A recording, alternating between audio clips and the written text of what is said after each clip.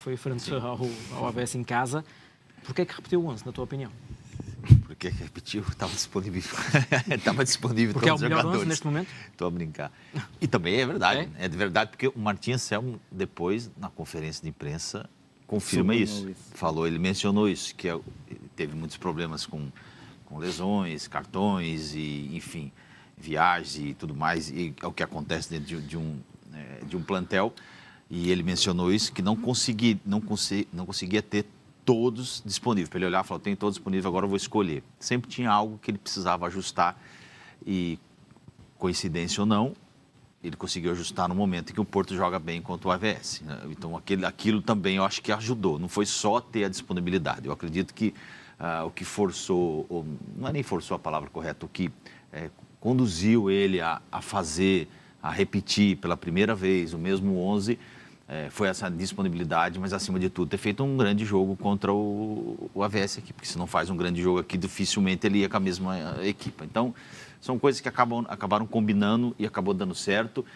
O ponto positivo que eu vejo é exatamente esse, não só da disponibilidade de ter os atletas, mas também de dar sequência àquilo que está indo bem. E eu acredito que vai repetir pela terceira vez, se correr tudo bem a semana, tiver uma semana tranquila. Eu acredito contra o Benfica também, porque não tem ninguém suspenso, não vi ninguém magoado também, não saiu ninguém ali com alguns sinais de que poderia ter tido algum tipo de lesão. Então, acredito que contra o Benfica, eu não vejo ele mudar a equipa. E se tratando do jogo, isso foi uma resposta boa, porque ele repete e a equipe também tem uma boa resposta, apesar de ter sofrido o golo logo no início, um acidente ali no Marcano, que aconteceu esse lance. Sim, e é curioso que o Porto até está ali a dizer na frase que está em baixo de ti, Rubens, nas últimas 5 recepções do Estoril ao Porto, o Estoril marcou sempre. Isto vale o que vale, mas a verdade é essa. E o Estoril, nos últimos 11, 12 jogos, a gente tinha falado sobre isso, tinha marcado golo. É uma equipa muito forte, é uma equipa que ofensivamente tem marcado sempre, tem complicado sempre a vida do Futebol Clube do Porto. E agressiva. Agressiva, muito boa, melhorou muito. É uma equipe que jogou aqui, a gente falou sobre da equipe que jogou aqui o primeiro jogo no Dragão, em que o Porto ganhou de 4-0. Para essa equipe que jogou aí, teve 5 alterações de jogadores, mudança. Até o Marques perdeu a posição, que é o melhor marcador, perdeu nessa equipe, ou seja, mudou o esquema tático, uma equipe que vem crescendo. Ia ser muito difícil, já era difícil, ia ser muito difícil e foi. Falas do Alejandro Marques, né? Sim. Estavas a fazer, disseste Rafael Marques, esse era um mexicano, não é? Há uns anos atrás. É isso mesmo. Sim, mas o Alejandro Marques é o melhor marcador do Estoril e não exatamente, não foi. E aí, o que eu vejo nisso tudo? O Porto sofre o golo, mantém o mesmo nível de jogo, porque eu acho que entrou muito bem. A primeira parte, principalmente a primeira parte, eu acho que o Porto dominou completamente a primeira parte. Então, vou falar primeiro da primeira parte. Dominou completamente, sofre o golo, mantém a tranquilidade, mantém o mesmo... E isso é uma novidade, Rubens, manter essa tranquilidade em relação a outros jogos? Talvez sim, eu acredito que sim. Não estou assim, conseguindo lembrar assim de cara o que... Principalmente defensivamente, não permitiu que o Estoril...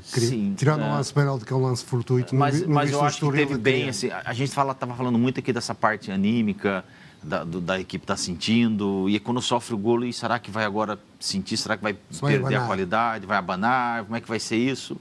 E a equipe se manteve tranquila, continuou confiante, continuou jogando, eu achei interessante, eu achei importante, não só interessante, como importante, porque precisam, os jogadores que jogam nesse nível, sofre um golo, não pode perder a confiança e continuou.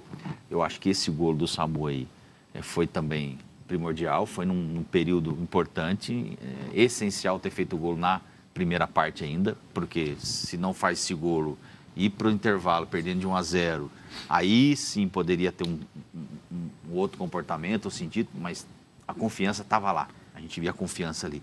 A qualquer momento, a gente estava assistindo o jogo e falava, a qualquer momento o Porto vai virar o jogo e vai ganhar, e foi o que aconteceu. Aí na segunda parte teve um pouco mais dividido, porque o Estoril muda um pouco o seu esquema tático, aí o Porto tentou se ajustar, foi logo no início, tem uma dificuldade ali em não de sofrer perigo, ou não de o Estoril criar grandes oportunidades, mas o Porto ajusta, reage, e reage bem, e consegue descobrir esse golo, que eu acho que aí é genialidade do Rodrigo, porque a gente sempre fala que precisa, a gente também comentou sobre essa falta desses jogadores, seja o Rodrigo, seja o PP, seja o Fábio, jogadores que a gente olha que vai decidir. Isso faz nos lembrar o jogo em Braga, não é? Exatamente, o jogo em Braga, que a gente falou um pouco sobre isso, desses jogadores que às vezes, num lance, pode decidir. E eu chamei a atenção nisso aqui, que o Rodrigo já tinha errado um drible desse jeito, 2, que é o que ele tenta, porque é o que ele sabe fazer muito bem, esse drible curto, principalmente ali dentro da área, para procurar arrematar, e ele não perde a confiança, arremata e faz o golo. Merecido, merecido ter feito o golo. O Porto se tivesse alguém que estivesse merecendo ganhar, era o Futebol Clube do Porto. Então, acho que, olhando toda a dificuldade, olhando tudo o que aconteceu, foi um resultado curto, 2-1, né? Mas foi um resultado muito convincente, com bom futebol, diante de toda a dificuldade. E a gente vê de novo Samu e Rodrigo, essa dupla aí, fazer o golo. E depois são emoções que daí a gente vai falar mais para frente aqui de alguns casos isolados que aconteceu nesse jogo.